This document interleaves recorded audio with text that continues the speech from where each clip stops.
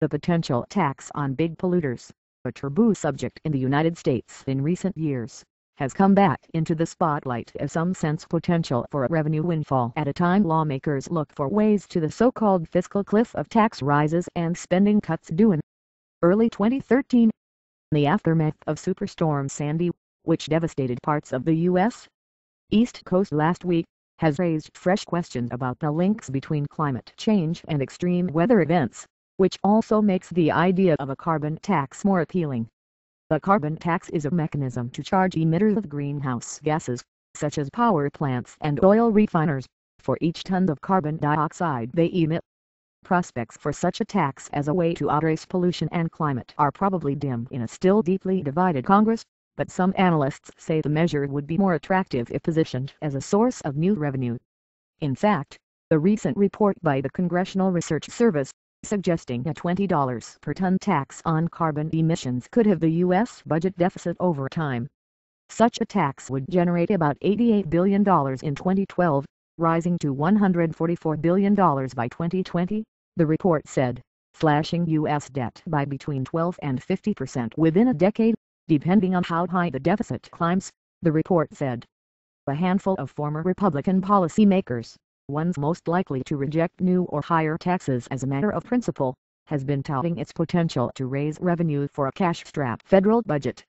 In research notes after Tuesday's presidential election, analysts at global banks HSBC and Citigroup flagged a carbon tax as a program that could potentially emerge in President Barack Obama's second term. One major fiscal possibility is a new carbon tax, which is likely to garner far more support this time around than at any time in the past and could become an appealing part of an emerging consensus on how to avoid the fiscal cliff, said a note from Citigroup's investment research group. Paul Bledsoe, an independent policy consultant, said a carbon tax on polluters would be better for the economy than our current taxes on work.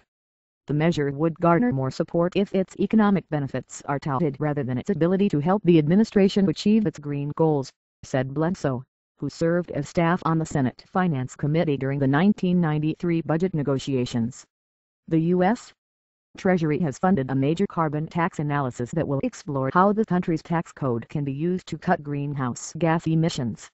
The report is being drafted by the National Academies of Science (NAS), which has commissioned a panel of economic specialists to analyze how to reform the way the government raises revenue to encourage cuts in emissions of gases that are blamed for climate change.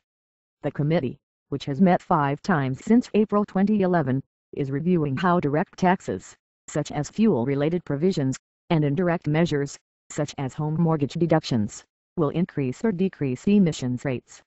The paper was commissioned by legislation enacted during the George W. Bush administration in 2008, but not funded until 2009. It will be submitted to Congress next spring.